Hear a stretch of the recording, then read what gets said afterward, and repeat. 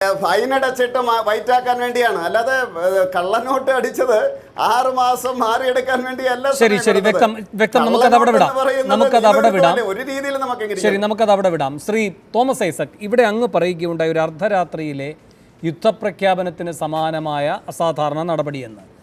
പക്ഷേ കുറേ കൂടി വിശദമായി നരേന്ദ്രമോദിയുടെ പ്രവർത്തനങ്ങളെ നിരീക്ഷിക്കുന്ന ചിലരെങ്കിലും ചൂണ്ടിക്കാട്ടുന്ന കാര്യങ്ങളുണ്ട്. അതിലെ 3-ാമത്തെയോ 4-ാമത്തെയോ കാര്യമായിട്ടാണ് ഇത് വരുന്നത് സാർ.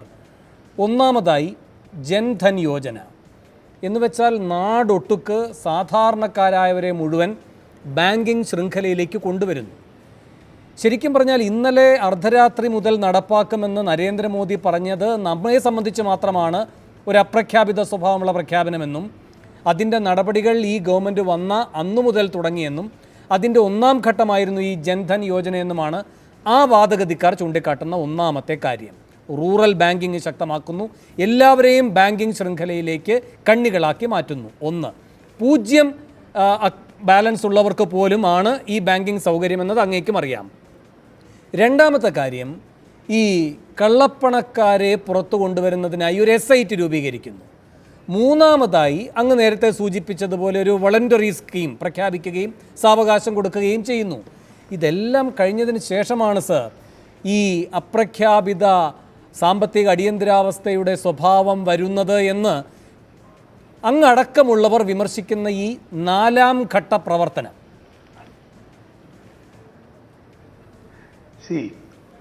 ആദ്യം പറഞ്ഞ 3 ഘട്ട പ്രവർത്തനങ്ങളും ഇപ്പം തുടങ്ങിയതാ. ബാങ്കുകൾ ദേശസ്കരിച്ച കാലം മുതൽ ഈ ഗ്രാമീണ മേഖലയിലേക്ക് ബാങ്കിങ് നീക്കുന്നതിന് കഴിഞ്ഞൊരു 10 വർഷമായിട്ട് ഇൻക്ലൂസീവ് ബാങ്കിങ് എന്ന രീതിയിൽ പരമാവധി ആളുകൾക്ക് ബാങ്ക് അക്കൗണ്ട് കൊടുക്കുന്നതിന് ഉള്ള പ്രവർത്തനങ്ങളുടെ തുടർച്ചയാണ് ജൻധൻ. അല്ലാതെ ആകാശത്ത് ഇപ്പോൾ പൊട്ടി വീണിട്ടുള്ള കാര്യമല്ല. SIT രൂപീകരിച്ചു. എന്നിട്ട് എന്തുണ്ടായി?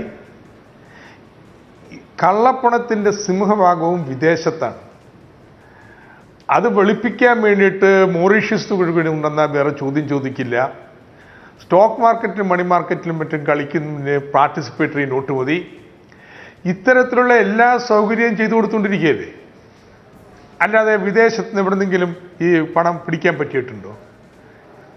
ഇന്ന് ഇന്ത്യയിൽ തന്നെ ഭൂമിയിൽ, സ്വർണത്തിൽ, പ്രഷ്യസ് മെറ്റൽസിൽ കള്ളപ്പണം നിക്ഷേപിച്ചിട്ടുള്ളവർ ഇന്നത്തെ നടപടിയുടെ വലയത്തിൽ വരുമോ? യഥാർത്ഥത്തിൽ കഴിഞ്ഞ 6 മാസമായിട്ട് ഇപ്പം പിടിക്കും, വന്നില്ലെങ്കിൽ കർശന നടപടിയെടുക്കും എന്ന് പറഞ്ഞ് ഈ നോട്ടെങ്കിലും കയ്യിൽ വെച്ചുകൊണ്ടിരുന്നവരെല്ലാം ഇന്ത്യയിൽ തന്നെയുള്ള ഈ അസറ്റുകളിൽ നിക്ഷേപിക്കുന്നത് പ്രേരിപ്പിക്കുകയല്ല ചെയ്തത്. അതുകൊണ്ട് ഞാൻ പറയും, ഈ വലിയ യുദ്ധപ്രഖ്യാപനത്തിന് കള്ളപ്പണത്തെ സംബന്ധിച്ച് വലിയൊരു പ്രത്യാഘാതം ഈ പറയുന്ന പോലെ ഉണ്ടാകാൻ പോകുന്നില്ല. ഇതാണ് എൻ്റെ വിലയിരുത്തൽ. ഇത് തന്നെ ഡിസംബർ 30 വരെ സമയം കൊടുത്തില്ലെങ്കിലും സംഭവിക്കുമായിരുന്നു. ഡിസംബർ 30 വരെ സമയം കൊടുത്തെങ്കിൽ എന്ത് സംഭവിക്കും? ഒന്നും സംഭവിക്കത്തില്ല. ചിലപ്പോൾ അവർ ബിനാമി വഴി മാറ്റാൻ ശ്രമിച്ചേക്കാം. അതിപ്പോഴും ചെയ്യുന്നുണ്ടല്ലോ. ഞാൻ പറയുന്നത് ജനങ്ങളുടെ ബുദ്ധിമുട്ടൊന്നും പ്രശ്നമല്ല. ജനങ്ങളുടെ ബുദ്ധിമുട്ട് പറയുന്നത് ഒരു ഹർത്താൽ നടത്തിയിട്ടില്ലേ അപ്പോൾ ഉണ്ടാകുന്ന പ്രശ്നം. ഇത് ഹർത്താൽ നടത്തിയതിൻ്റെ അല്ല. ഞാൻ എൻ്റെ ബാങ്കിൽ എത്ര രൂപ കടന്നാലും ഒരു 10,000 രൂപയേക്കാൾ കൊണ്ട് ഒരു തവണ എടുക്കാൻ പറ്റില്ല. 20,000 രൂപ മാക്സിമം പാടുള്ളൂ എന്ന് ഡിസംബർ വരെ പോയി കഴിഞ്ഞിട്ടുണ്ടെങ്കിൽ എൻ്റെ ജീവിതം എങ്ങനെയാണെന്ന്? എൻ്റെ പണമാണ് എൻ്റെ ബാങ്കിൽ കിടക്കുന്നത്. ഈ രീതിയിൽ ബുദ്ധിമുട്ടിക്കുന്നില്ല, ലാഘവത്തിലെടുക്കാൻ പറ്റുമോ? ശരി, ഞാൻ താങ്കളിലേക്ക് തിരികെ എത്താം. പ്രായോഗിക ബുദ്ധിമുട്ടുകളായി അങ്ങ് ഉന്നയിക്കുന്നതെല്ലാം പ്രസക്തം തന്നെയാണ്. ശ്രീ CP ജോൺ, UDF നേതാവ്, ഇപ്പോൾ ടെലിഫോൺ ലൈനിൽ. ശ്രീ CP ജോൺ, ഈ കേന്ദ്ര സർക്കാരിൻ്റെ നടപടിയെ, അതിൻ്റെ പ്രായോഗികതയെ താങ്കൾ വിലമതിക്കുന്നുണ്ടോ? ശ്രീ CP ജോൺ, ഇത് ഒരു ശുദ്ധ വിഡ്ഢിത്തമാണ് എന്ന് ഞാൻ കരുതുന്നു. കാരണം ഇതേ കാര്യം, ഹലോ കേൾക്കുന്നുണ്ടോ? കേൾക്കാം സാർ, പറഞ്ഞോളൂ. കേന്ദ്ര ഗവൺമെന്റ് ഉദ്ദേശിച്ചതായി പറയുന്ന നല്ല കാര്യങ്ങൾ ഇതിനേക്കാളും എത്രയോ ലളിതമായ രീതിയിൽ ചെയ്തു തീർക്കാമായിരുന്നു. മറിച്ച് ഇന്നിപ്പോ എനിക്ക് കിട്ടുന്ന ഫീഡ്ബാക്ക് വളരെ രസകരമായിട്ടുള്ളതാണ്. ഒന്ന്, ഞാൻ ഹോട്ടലിൽ പോയി, അവർ പറയുന്നു 50% താഴെയാണ് ബിസിനസ്, നാളെ കൂടുമായിരിക്കാം കുറയുമായിരിക്കാം. മറ്റൊരു വിഷയം, എനിക്കിന്ന് കിട്ടിയ കൃത്യമായിട്ടുള്ള ഫീഡ്ബാക്ക് ഒരു NRI-കാരനാണ്. ആ NRI-കാരൻ ഏതാണ്ട് 25 ലക്ഷം രൂപ അയാളുടെ NRI അക്കൗണ്ടിൽ നിന്നും എടുത്ത് നാളെ സ്ഥലം വാങ്ങിക്കാനായിട്ട് കരാർ എഴുതാൻ പോവാണ്. അയാൾ എന്ത് ചെയ്യണം? NRI അക്കൗണ്ടിലേക്ക് പണം തിരിച്ചു വെക്കാൻ പറ്റില്ല. അയാൾ ആരുടെ അക്കൗണ്ടിലേക്ക് പണം തിരിച്ചു വെക്കും? അയാളുടെ ഭാര്യയ്ക്ക് പാൻ കാർഡില്ല, അയാൾ ഗൾഫിലാണ്. ഈ പണം എന്ത് ചെയ്യും? മൂന്നാമത്തെ വിഷയം, ഈ നല്ല നോട്ടുകളായിരുന്ന 500ഉം 1000ഉം ഇന്ന് മുതൽ എവിടെയൊക്കെയോ ഫലത്തിൽ ഡിഫാക്ടോ കള്ളനോട്ടായി മാറിക്കഴിഞ്ഞു. 500 രൂപ കൊടുത്താൽ 400 രൂപ തരുന്ന ആളുകൾ ഇന്ന് വ്യാപകമായി എന്ന് ഞാൻ കേൾക്കുന്നു. എന്ന് പറഞ്ഞാൽ 20%, 1000-ന് 700 രൂപ കൊടുത്ത് എടുക്കാൻ പലരും തയ്യാറാവുന്നു. എന്തുകൊണ്ട്? അവർക്ക് ഡെപ്പോസിറ്റ് ചെയ്യാം. റിസ്ക് എടുക്കുന്ന ഒരാൾക്ക് ഈ ഇന്ത്യൻ കറൻസി ആയിട്ട് വിരാജിച്ചിരുന്ന 1000-ന്റെയും 500-ന്റെയും നോട്ടുകളെ വെറും ഒരു വില കുറഞ്ഞ ചരക്കായി മാർക്കറ്റിൽ കൈകാര്യം ചെയ്യുന്നതിന് കേന്ദ്ര ഗവൺമെന്റ് അവസരം കൊടുത്തിരിക്കുകയാണ്. നാളെ 2000 നോട്ട് വരുന്നു, 500 നോട്ട് വരുന്നു. പ്രശ്നം തീരുമെങ്കിൽ വളരെ നല്ലത്.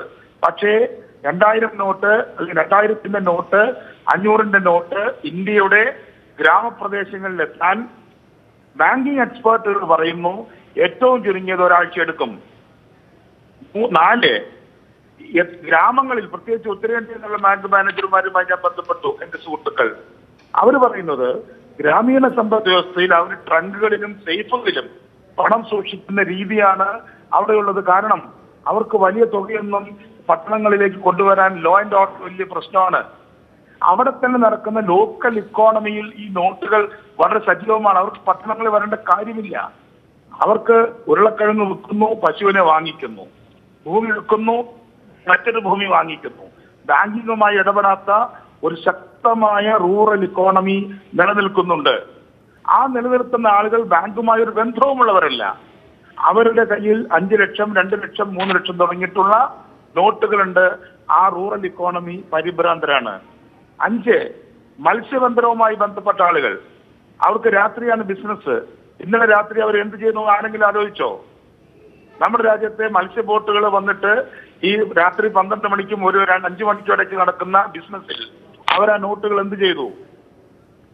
സമ്പൂർണമായ രാജകത്വമാണ്. എന്ന് പറഞ്ഞാൽ ശരാശരി ഇന്ത്യക്കാരന്റെയും കഠിനാധ്വാനം ചെയ്ത് സാങ്കേതിക ഭാഷയിൽ പറഞ്ഞാൽ GDP വർദ്ധിപ്പിക്കുന്ന കർഷകന്റെയും മത്സ്യബന്ധനക്കാരന്റെയും പശു വളർത്തലുകാരന്റെയും കൃഷിക്കാരൻ, ഭൂമി വിൽക്കുന്ന കൃഷിക്കാരന്റെയും എല്ലാം ജീവിതത്തിലേക്ക് ഒരു വലിയ വെള്ളിടി വെട്ടിയിരിക്കുകയാണ്. ഇത് എങ്ങനെ ഗവൺമെന്റ് ഇതിനെ പരിഹരിക്കും എന്ന് പരിശോധിക്കുമ്പോൾ പട്ടണവാസികളും ATM ഓപ്പറേറ്റ് ചെയ്യുന്നവരും പാൻ കാർഡ് ഉള്ളവരും അല്ലെങ്കിൽ മറ്റു പല സംവിധാനങ്ങൾ ഉള്ളവരുമായിട്ടുള്ള ചില പട്ടണവാസികളായിട്ടുള്ള വിദഗ്ധന്മാരുടെ ഉപദേശം ഏതാണ്ട് യൂറോപ്യൻ മാർക്കറ്റിലൊക്കെ ഒരുപക്ഷെ നടക്കുമായിരിക്കും. ലക്സംബർഗിലോ ഫിൻലാൻഡിലോ അല്ലെങ്കിൽ നോർവേയിലോ ഒക്കെ നടക്കുന്നത് പോലെ ഇന്ത്യയിൽ നടത്തിക്കളയാമെന്ന് വിചാരിച്ചാൽ ഇന്ത്യൻ ഇക്കോണമിയുടെ, ഇന്ത്യൻ ഇക്കണോമിക്സിന്റെ, ഇന്ത്യൻ എസ്റ്റാബ്ലിഷ്മെന്റുകളുടെ കോംപ്ലക്സിറ്റിയെ കുറിച്ച്, സങ്കീർണതയെക്കുറിച്ച് അവർക്ക് അറിഞ്ഞുകൂടാ. ഇപ്പൊ ഇക്കണോമിക് സെൻസസ് പുറത്തു വന്നു. ഏതാണ്ട് 65 ലക്ഷം സ്ഥാപനങ്ങളാണ് ഇന്ത്യയിൽ പ്രവർത്തിക്കുന്നത്. ഒരു രാജ്യത്തിന്റെ ജനസംഖ്യയെക്കാളും വലുതാണ് ചെറിയ രാജ്യത്തിന്റെ. അവസാനമായി GST എന്ന് പറയുന്ന ഒരു പദ്ധതി, ഞാൻ കേന്ദ്ര ഗവൺമെന്റിന്റെ രാഷ്ട്രീയമായിട്ടെതിരാണെങ്കിലും മെറ്റിക്കുലസ് ആയിട്ട് പൈസക്കെല്ലാം പങ്കുവച്ചിട്ടുണ്ട്. മെറ്റിക്കുലസ് ആയിട്ട് നടന്നുകൊണ്ടിരിക്കുകയാണ്. തർക്കങ്ങളുണ്ടെങ്കിൽ പോലും 75 ലക്ഷം ആളുകളെ രജിസ്റ്റർ ചെയ്യാവുന്ന പോർട്ടൽ അല്ലെങ്കിൽ സെർവർ ഉണ്ടാക്കിക്കൊണ്ടിരിക്കുകയാണ്.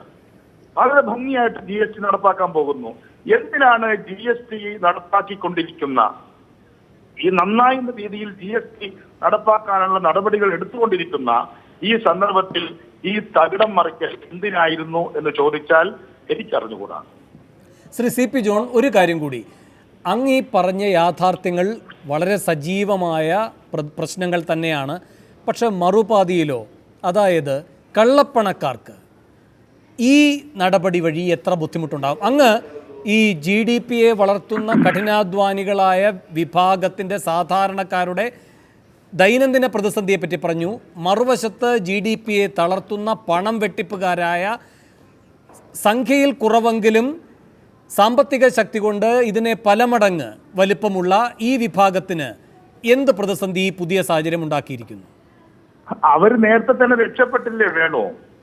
അവര് ഡിസ്ക്ലോസ് ചെയ്യാനുള്ള സമയം അവർക്ക് കിട്ടിയില്ലേ? നല്ല ഒന്നാന്തരം ചാർട്ടേഡ് അക്കൗണ്ടന്റുമാരുടെ ഉപദേശമുള്ള വൻകിട കള്ളപ്പണക്കാരെന്ന് വിളിക്കുന്ന കോർപ്പറേറ്റ് എന്നുള്ളത് ചീത്ത വാക്കല്ല, അല്ലെങ്കിൽ വലിയ കമ്പനികൾ, അവരുടെ കയ്യിൽ അധിക പണമുള്ള ആളുകൾ അല്ലെങ്കിൽ കള്ളപ്പണമുള്ള ആളുകൾ, അവരെല്ലാം കൃത്യമായി പണമടച്ച് ഗവൺമെന്റിന്റെ കയ്യിൽ നിന്ന് ചീട്ട് വാങ്ങിക്കഴിഞ്ഞു.